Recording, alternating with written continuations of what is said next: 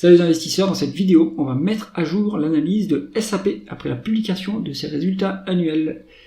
Pensez à vous abonner à la chaîne si ce n'est pas déjà fait et activer la cloche. Merci. Alors, on regarde tout de suite le cours de l'action. On voit qu'on est au plus haut depuis 10 ans, mais en fait c'est le plus haut absolu. Donc est-ce que c'est encore le moment de s'intéresser à SAP? Regardons ça ensemble. On a publié une croissance du chiffre d'affaires de 9,5% sur 2024. C'est quand même très bon par rapport à la médiane qui est à 6,2%. C'est-à-dire que le chiffre d'affaires est en train de réaugmenter, de réaccélérer. La croissance du chiffre d'affaires est en train de réaccélérer, donc ça c'est plutôt bon. On a de la croissance externe qui a été effectuée sur 2024, à peu près 1 milliard, légèrement plus. Donc on vient agrémenter cette croissance organique avec des acquisitions. Donc ça c'est plutôt intéressant si les acquisitions se passent bien. On continue avec les taux de marge. On est sur un taux de marge brut davantage concurrentiel. SAP est le leader mondial de l'ERP. Donc le groupe a un moat, voire un wise moat, à voir selon la définition de Morningstar, mais actuellement on est sur une capacité de fixation des prix, de pouvoir monter les prix vraiment intéressante, et donc le taux de marge brut est en augmentation grâce à cela, et ça c'est plutôt bon. On a un taux de marge d'EBITDA lui qui reste stable autour des 26,5%, donc ça reste pas mal. On suit pas vraiment la hausse du taux de marge brut, donc il y a peut-être un peu de déperdition d'efficience opérationnelle, mais rien de significatif, donc là c'est plutôt bon. Le taux de marge net est à 9%, ce qui est un peu décevant, alors que la médiane est à 16%. Si on regarde le taux de marge de free cash flow, on est sur une médiane habituellement de 16 à peu près, donc à l'heure actuelle on est sur 13, donc c'est un peu mieux sur les free cash flow.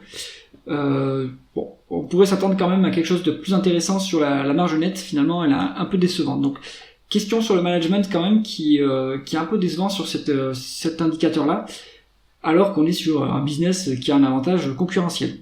Continuons avec la conversion des bénéfices nets en free cash flow. On a des free cash flow qui sont plus élevés sur la période que les bénéfices nets, donc ça c'est plutôt bon. On utilisera plutôt les free cash flow pour valoriser l'entreprise. La différence, d'où est-ce qu'elle vient?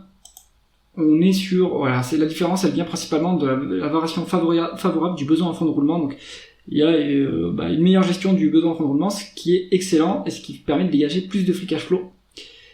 Et ces free cash flow, après, on va pouvoir les rendre aux actionnaires. Donc là, plutôt bon. On utilisera les free cash flow pour valoriser l'entreprise plutôt que les bénéfices nets. Et on va continuer avec le rendement des capitaux investis. On est sur du 12%, donc ça c'est plutôt bon. On est au-dessus de la médiane à 10,5%. Donc il y a une amélioration de la rentabilité opérationnelle. On est légèrement plus élevé que le taux de croissance, donc on peut autofinancer la croissance et rendre du cash aux actionnaires. Donc ça c'est plutôt bon. On a bien bondi depuis le plus bas de 2022 et on va pouvoir peut-être rejoindre les plus hauts de 2017 à 13%, donc à suivre sur les prochaines publications. L'endettement de l'entreprise, on est sur quasiment du cash net, il n'y a pas de dette, donc ça c'est fantastique. Est-ce que l'actionnaire est bien traité sur SAP? On va regarder ça. Rendement du dividende, rachat d'actions et rendement total. On est sur un dividende qui représente un peu plus que la moitié des free cash flow. Alors est-ce que les free cash flow sur le dernier semestre sont cycliquement, et sur le dernier trimestre, est-ce qu'ils sont cycliquement bas? Ce qui explique que là on verse quand même plus de la moitié des dividendes en free cash flow. Donc là attention, il y a un risque que ce dividende continue à stagner, puisque là en fait il stagne depuis 2023, on n'a pas retrouvé le même niveau de versement, et c'est peut-être dû au free cash flow qui ne progresse pas tant que ça, parce qu'en 2024 on avait 7 milliards de free cash flow en 12 mois glissants, ce qui était largement suffisant pour couvrir le dividende. Mais là actuellement c'est plus le cas, donc il faut voir ce que dit le management par rapport à ces free cash flow. Est-ce que c'est un investissement ponctuel important, une dépense en capital importante? À clarifier de votre côté. Donc pour l'instant ça menace un peu les dividendes. Si c'est que un creux temporaire, dans ce cas-là il n'y aura pas de souci pour avoir ce niveau de dividende qui est quand même pas très généreux. On est sur moins de 1% de rendement du dividende à l'heure actuelle. Il y a des rachats d'actions par contre depuis 2018, donc ça augmente le rendement de l'actionnaire. Maintenant c'est pas des rachats d'actions très significatifs, le nombre d'actions n'a pas beaucoup diminué. Coifin calcule un rendement actionnaire à 1,9%, ça me semble cohérent.